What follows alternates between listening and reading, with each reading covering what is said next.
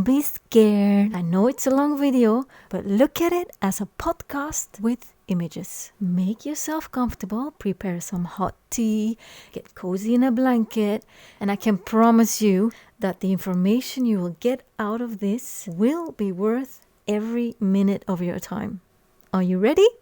Here we go. Yeah, let's do this.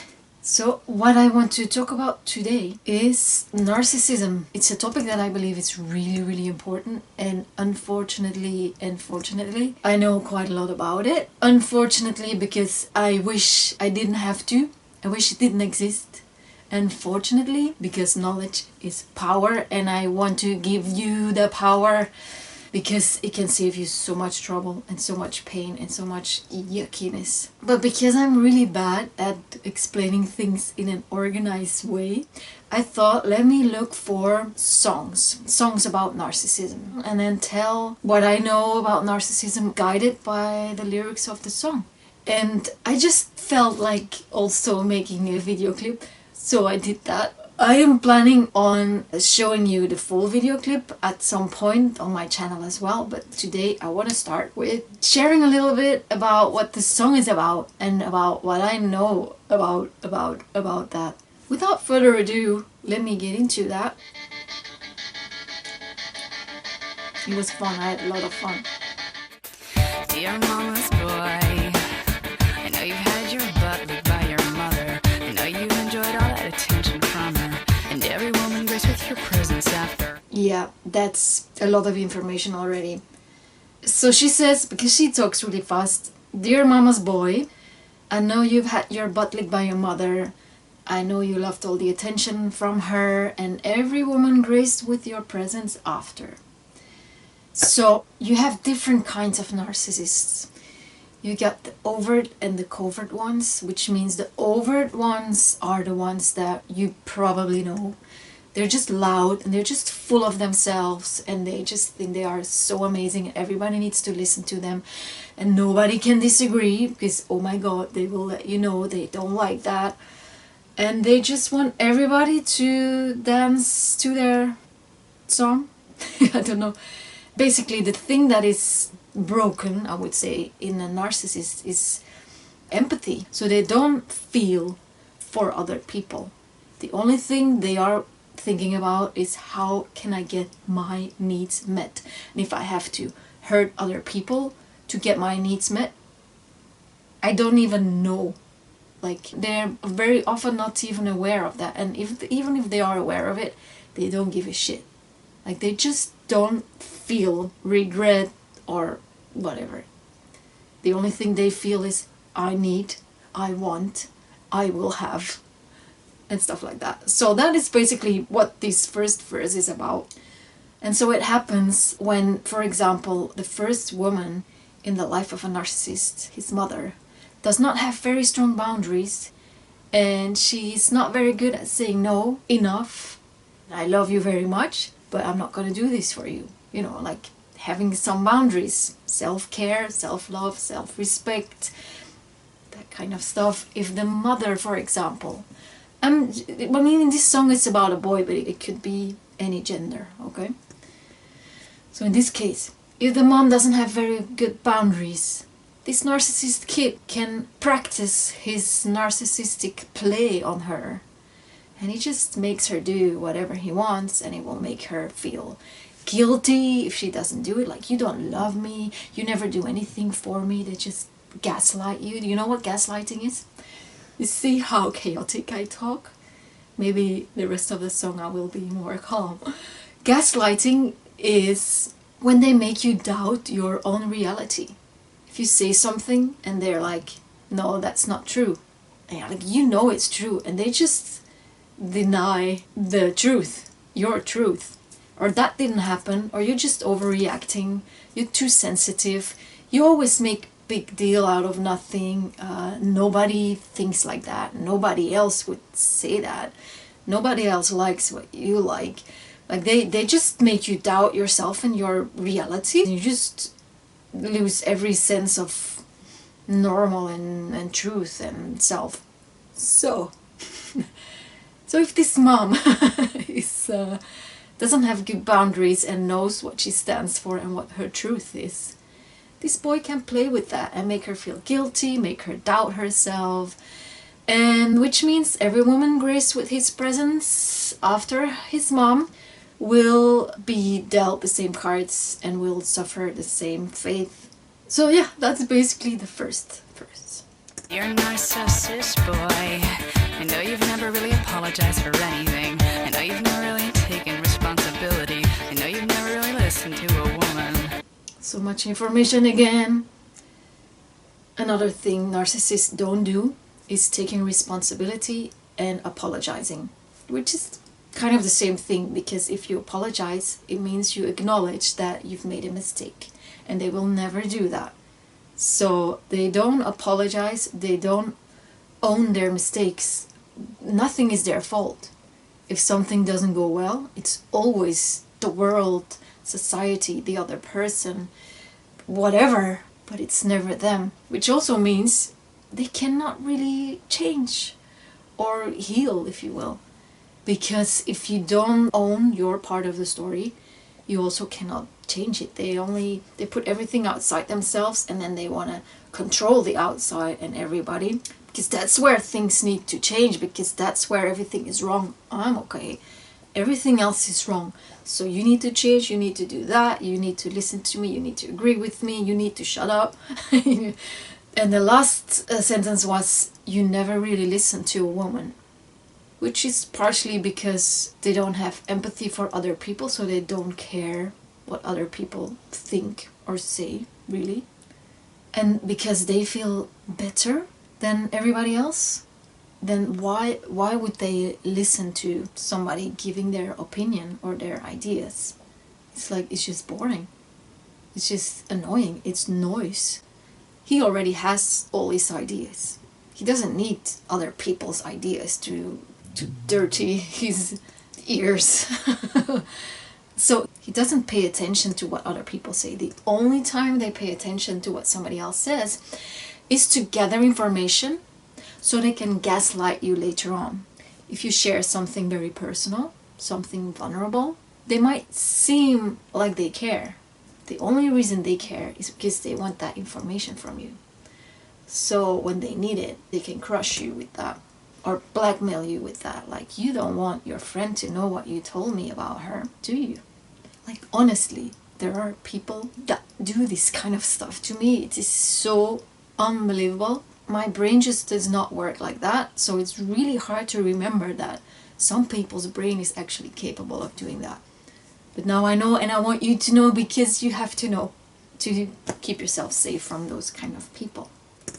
Dear me, show boy, I know you're not really into conflict resolution, or seeing both sides of every equation, or having an uninterrupted conversation. So what she says here is, dear me, show boy. So the show needs to be about him all the time.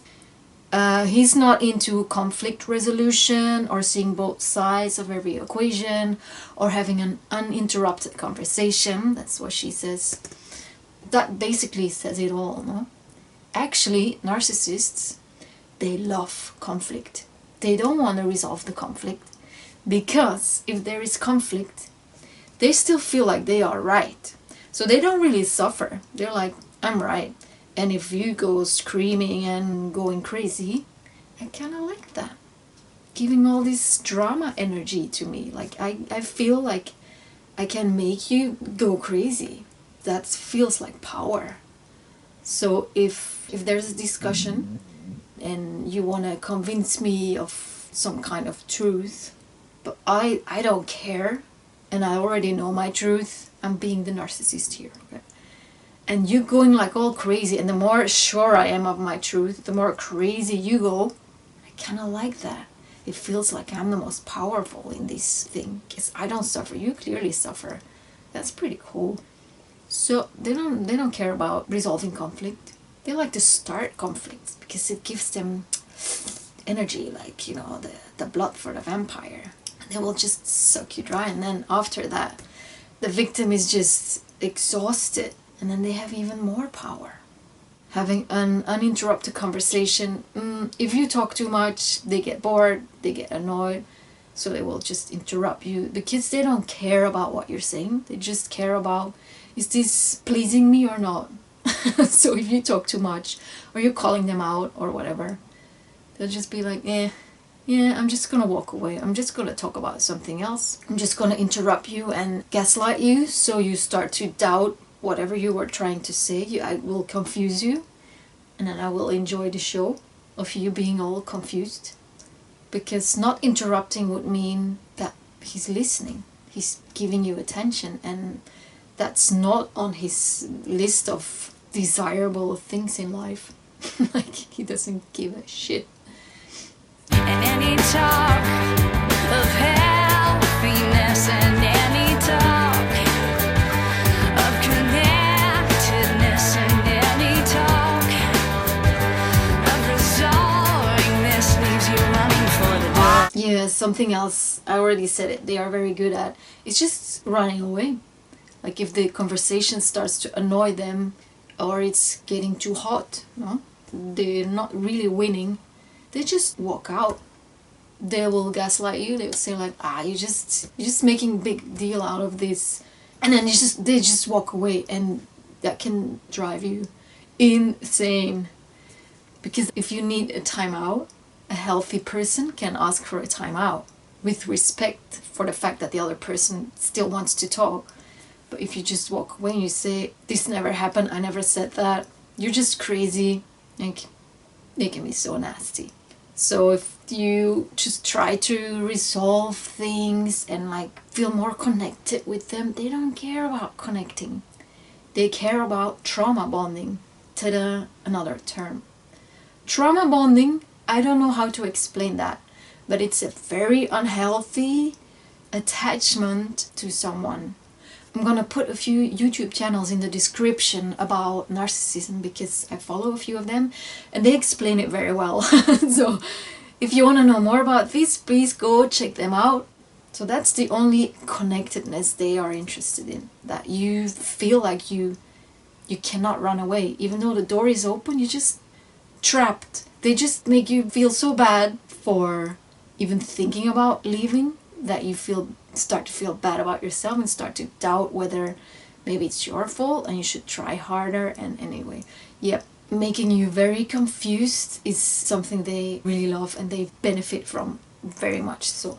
Why do I try to love you when you really don't want me to? And then the chorus of this song is about codependency. So in the chorus, she actually admits that she's a codependent, which, surprise, surprise, is the perfect combination, a narcissist and a codependent person. In short, a codependent person is very insecure, wants to save everybody else, wants to feel needed, needs a lot of confirmation, affirmation, I don't know. They get super clingy. They are very prone to getting super attached to people because they get their self-worth out of what the other person says about them. You hear how that is the perfect combination? So the narcissists, in the beginning of a relationship, they are very nice. And they will make this codependent person feel so special. And they will just say all these nice things. And they're like, oh, you're the man of my dreams. And then when he's got that prey, he will start picking. And he will start saying more nasty things. And this one is like, no, but I really need you to say the nice things. Oh, but then you're gonna have to do this for me. And then you're gonna have to agree with me. Because otherwise I'm not giving you those nice things that I gave you in the beginning. Oh, because that felt so good. I really want you to give them again. And then, you know, it's just never ending. And they can pick on all the insecurities of the codependent person. They can trigger them very, very easily because they know how to play the game. And they are just victim, really. But so codependency is a problem as well, on its own. It's not made by the narcissist. The codependent person really should work on themselves as well to get more secure, more self-confidence. So you don't need the approval of the other person so much. You don't need to go save everybody to feel worthy, because that makes you very vulnerable. And it's also in a healthy relationship, if there is one healthy person and there is one codependent person, it's, they get so clingy and they need so much, and it's very, very tiring for the more healthy person. So they are very heavy. We leave that at. That's like a whole other video. But so clearly in this song, the girl is a codependent person because she wants to love him even if he doesn't want to. Later on in the song, she says, why do I want to help you if you don't want me to? Why do I want to change you if you want me to? And I'm like, that's because you are codependent. If the other person doesn't want you to help them, then don't help them. If you still keep pushing your help on them, it means that you're doing it for you and not for the other person. It means you need something out of that, helping the other one. Why do I want to love you if you don't want me to? I guess she means she still tries to be in that relationship, to make it work, to have love be part of that relationship, and it's just not there. She's just trying to put the word love in that relationship. She keeps trying and trying. If it's not there, then you also have to love yourself enough to say, okay, it's not there. Maybe I should let go of this relationship because there is no love in this other person clearly doesn't love me, clearly doesn't want me showing my love for them, and that is very painful. So you should probably step back, step out of it, and find somebody that does appreciate you and all the love you have to give. And I feel like a therapist now. But yeah, that's a sign of low self-worth, I would say, if you stay with somebody who clearly doesn't love you and doesn't appreciate you. So that's not very good. So you could try to work on that as well. Let's see what else the narcissist has to tell us. Dear egotist boy, you never really had to suffer any consequence. You never stayed with anyone longer than 10 minutes. You never understand anyone showing resistance. Dear egotist boy, yeah, I think that one is clear. They are very egotistic. They just think about themselves, consciously or unconsciously. Even if they know they are egotistic, they don't care. They're like, yeah, sure, of course, I have to take care of my needs. Who else is gonna do it? She says, you never had to suffer any consequence. I'm thinking about when he was a kid and his mom did not have very healthy boundaries and never made him suffer consequences of his behavior when he just crossed the line of respect for other people and stuff like that. I guess also if the consequence is there, they just walk out. Like, they don't suffer. They'll just figure out something else to do, but suffering is not one of the options. If somebody starts blaming them, calling them out, yeah, they just gaslight them to make them shut up, or they just walk away. I guess that's kind of what she means. You never stayed with anyone longer than 10 minutes is the next thing she says. I guess that's exaggerated, but it could mean that either you do what they like and what they want, or they're just gone. They don't care about bonding. So they don't care about spending a lot of time with a person. If that person does things for them for a while and then they stop because they're like, this is not really nice, they just go to the next one. Like, they don't stay if it gets too hard. They're not gonna work for it. And then she says, you never understand anyone showing resistance. Because they're like, why would you do that? I'm right, everybody knows that. It's in his head, because not everybody agrees. But he's like, I'm right, everybody knows that. If you don't do what I like, you're gonna suffer. Everybody knows that, because I'm gonna make you suffer. So what are you doing? And I mean, it's annoying. Just do as I say. Yeah, I know that was not really an explanation, but that was an impression of how that could go. Dear popular boy, I know you're used to getting everything so easily. A stranger to the concept of reciprocity. People are not wise like you in this society. Yeah, that's the thing, huh? She says, dear popular boy. And it's true. Because they know how to play people so well. They are so good at lying and pretending and putting on a show. So they get a lot of applause and people cheering them on because they just need that so much, that everybody says how amazing they are. So they know how to play people to make them believe that they really are very amazing. But it's just manipulation, obviously. So unfortunately, they are very popular often. They got all these tricks to play people. And most people don't know about narcissism, so they get fooled. And the really nasty part of the narcissist only comes out when people don't agree, or in very close relationships where they really want to suck you dry and create drama to get your energy and to make you feel very weak so they have more control. But like in general, they just play this game of, I got so much charisma, I know all the answers, I'm gonna fix everything, I know what to do, follow me. And many people who are not that self-confident, they will look up to that. They look up to the self-confidence, and because they know how to play people so well, they also manage to get new romantic relationships very often and very easily, because they just lie and they just tell you what you want to hear. And if you're not educated, you're gonna fall for it and you're gonna suffer. But people who don't see that really nasty part of them, they think, wow, he just gets all the girls and he's not even that handsome or whatever. Like, how does he do it? And they just hang on his lips just to know what his tricks are, and he loves that. So yeah, popular boy, unfortunately. Yeah, she says, I know you're used to getting everything so easily, because he just plays people. They just know exactly what you want to hear to make you do what they want. They are so good at that game. I have to give them credit, but it's a dirty, nasty, ugly game. Okay, so I would not be too proud of that, but it's a talent. A stranger to the concept of a stranger to the concept of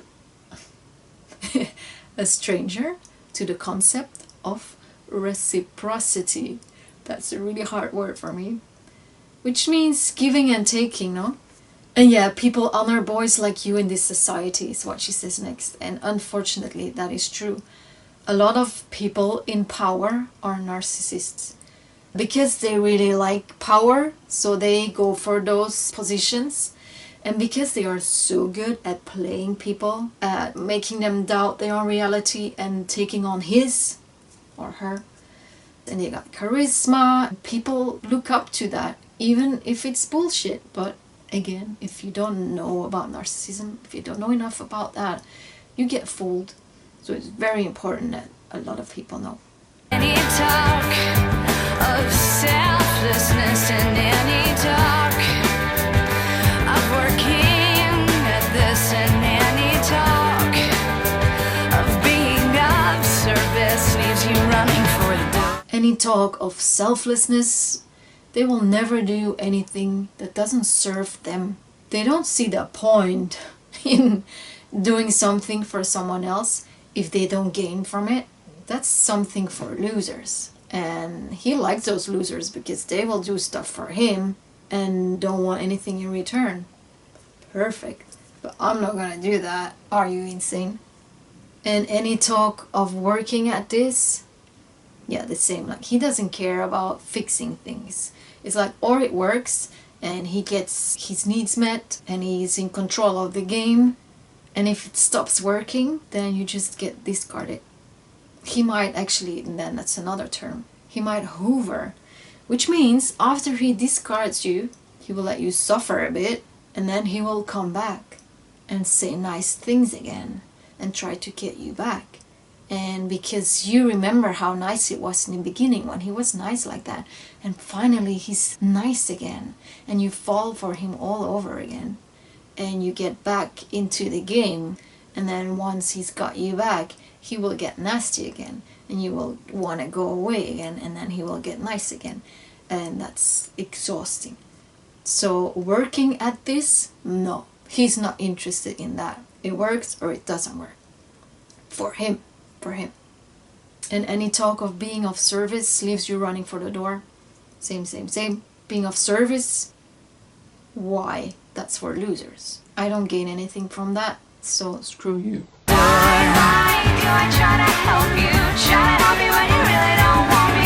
And the chorus again, she's like, why do I try to help you when you really don't want me to? Because you're a codependent, girlie. And you should help yourself and love yourself. And if somebody does not appreciate your help, stop pushing it on them. You will push away healthy people, and you will just exhaust yourself with unhealthy people because they don't want anything else than you just giving. Yeah, I'm contradicting myself. He does not want you to help him because there's nothing wrong with him. You see? He's perfect. So why do you want to help him? He doesn't need your help. So don't crawl through the mud for anybody, okay? Love yourself, right? Go back to the women who will dance the dance. You go back to your friends who will lick your ass. You go back to ignoring all the rest of us. You go back to the center of your universe. Then she says, you go back to the women who will dance your dance. Exactly. Very often, narcissists have actually got a lot of relationships going on at the same time. Maybe one more intense than the other one, more intimate. But they always have several sources of energy and drama going on. Because if one source is not fulfilling their needs, they need another one, you know. So if one girl doesn't do what he wants anymore, he just goes to the next one. And then that one girl, if she doesn't know about narcissism, and if she's maybe codependent as well, she will be very hurt, and she will be more willing to do whatever he wants so he would come back. So that's perfect for him. If you don't know about narcissism, that could be very painful, because like, why do you just drop me? That's rude, and we had something going on. It can break your heart, and it can be very painful. But trust me, you should be happy. It's a gift. If a narcissist is not interested in you, oh my god, you are the lucky one. But that takes knowing how narcissism works, knowing yourself, knowing how beautiful you are. I always have to laugh when I say these kind of things, but like honestly, it is true. You are very beautiful. Everybody's very beautiful. Everybody who's got at least a tiny little bit of empathy. Yeah, I think that's like the most important one. So he always got supply everywhere because he needs it. Like, let me tell you one thing, because I'm not telling you anything. Let me tell you another thing. Deep down, they are very scared and very insecure, and they are so scared of being abandoned or being disapproved of. That's like the core of the narcissist, but he will never let you know. He will never admit.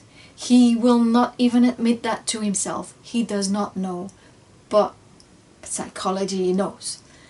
And that's another reason why they attract very empathetic people, leaning towards codependency, like, oh, always feeling for the other person and wanting to help them and not wanting to hurt anybody. And that's perfect for their game. But because empathetic people, they very often see through grandiosity, and they are capable of seeing the broken inner child of people. I'm so talking about myself right now. That they are also very easy victims for a narcissist, because the narcissist can play with that. Because the empath is like, oh, but actually he's a very hurt, scared little boy, and I want to help him. And that is a beautiful quality if you know your limits. If you understand that when it gets toxic and the other person does not really want you to love their inner child, then you should step away and use your beautiful empathy for somebody who actually wants to heal and is super grateful for all your love. And yeah, there we go again. So yeah, so be careful if you're empathetic. Be careful for seeing the hurt in a child, in a narcissist, because they are not gonna change. You cannot save them. You cannot help them. And this sounds so harsh if you're an empath. I know, but protect yourself and don't keep trying to save or help or love somebody that doesn't respect you, doesn't love you, doesn't appreciate you. Okay? Good. So, this song. You go back to your friends who will lick your ass. That's from what I said before. Like, friends will very often not see the dirty part of the narcissist, so they just adore him. So he loves to be surrounded by them, so he will very often go back to those people that are clearly not aware of what narcissism is, and they will just give him all his supply. You go back to ignoring all the rest of us, she says. That's because the ones that don't reinforce his ego and fulfill his needs, he just ignores them, which can feel painful, but you're lucky if a narcissist ignores you. You're doing really well. And then he goes back to the center of the universe, because he is the center of the universe, right?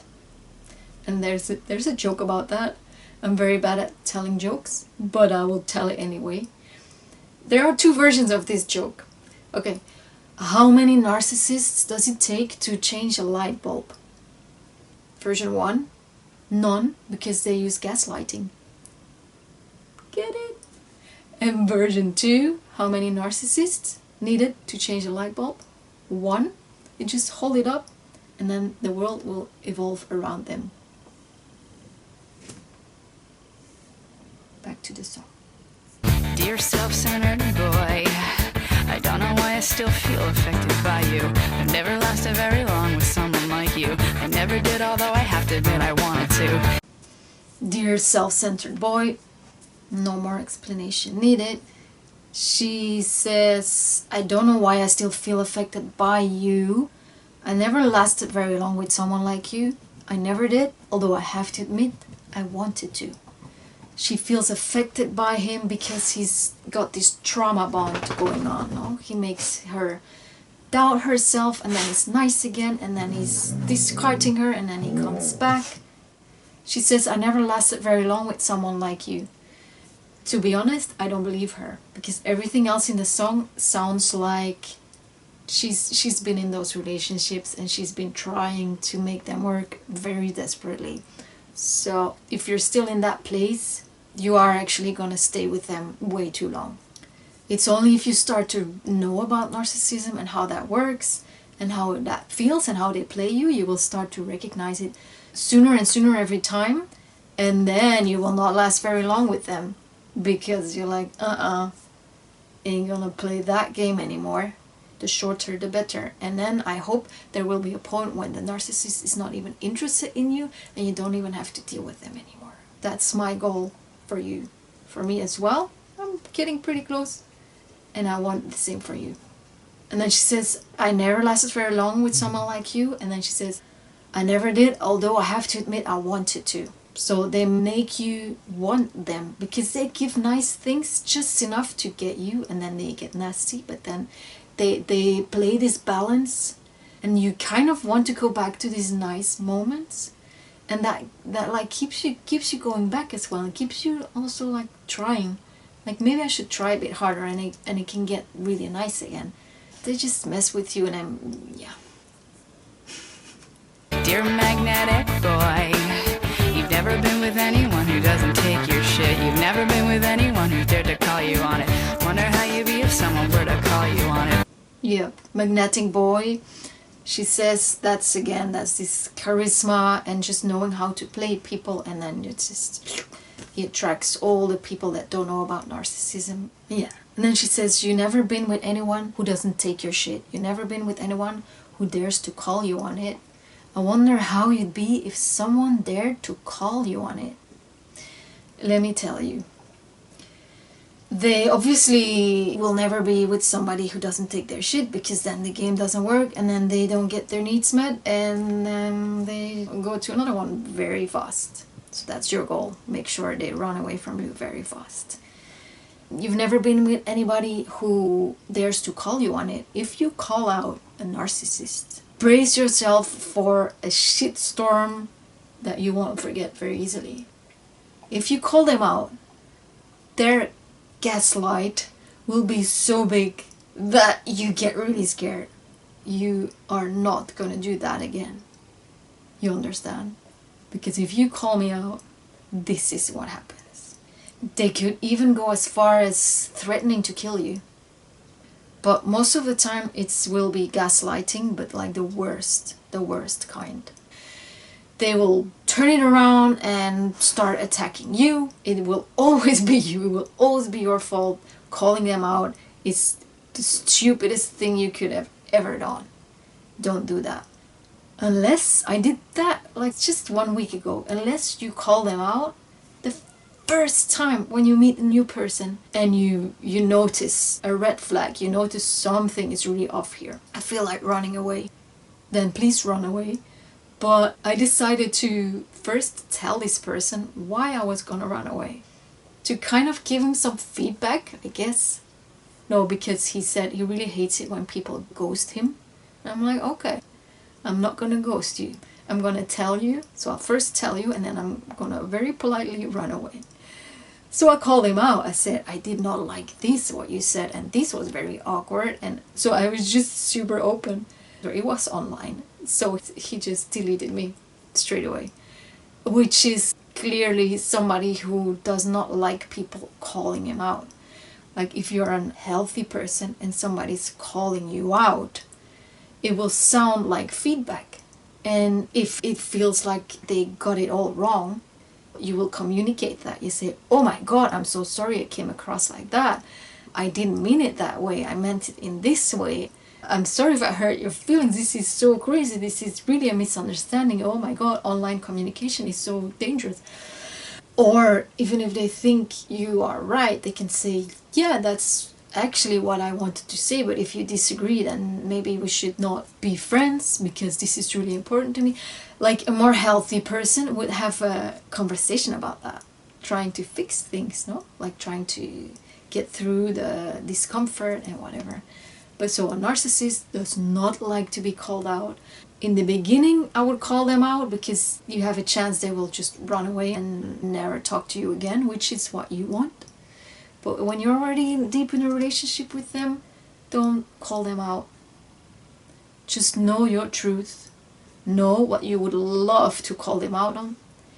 And just know that. But don't do it. Because you don't need all that shit. You don't need that shit. You know what you know, and you just find your way out.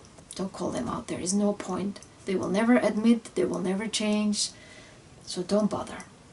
Only in the very, very beginning, before there is like a real relationship, yeah, you can call them out and hopefully that will make them run away. Or at least you have a very big chance of him showing his real face, which is also a gift because you get to see the real person very quickly. But after, when you're already involved, don't call them out. Really, just walk away. Any talk of willingness and any talk of both feet and any talk of commitment leaves you running for. Any talk of willingness, that's again that part of doing something for somebody else so the other person feels better, whatever, is like whatever. No, willingness is not part of their vocabulary. Both feet in, there will never be with their both feet in one relationship because it means they cannot have one foot in another one. Like, so what's the point in that? That would be very stupid because what if you don't give me what I want? Then I need the other one. So I'm never gonna just bet on one horse. And also, if they only give you one foot and you want two, it will make you keep trying so hard for him to love you more. And that's what he wants. So no 2 feet ever. Any talk of commitment, he doesn't care about commitment. He doesn't want to commit to something. He's just into something while it serves him. But there's no commitment. He will not stick around when it gets tough. How would that serve him? If it gets too tough, he just picks another one that is easier.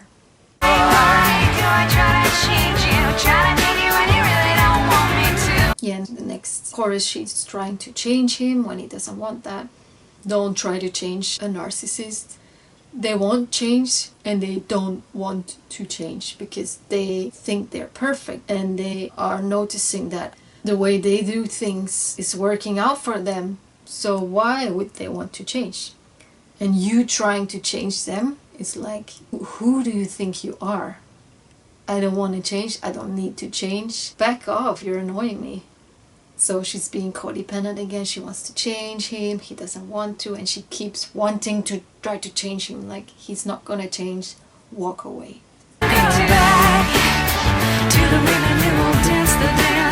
Yeah, and then she repeats that he goes back to the women who will dance his dance. He will go back to the friends who will lick his ass. He will go back to another word that I don't actually know. To being so oblivious. To me, it sounds like I'm so above everybody else. That is what I think that means. And then you go back to the center of the universe, because that's where they believe they belong.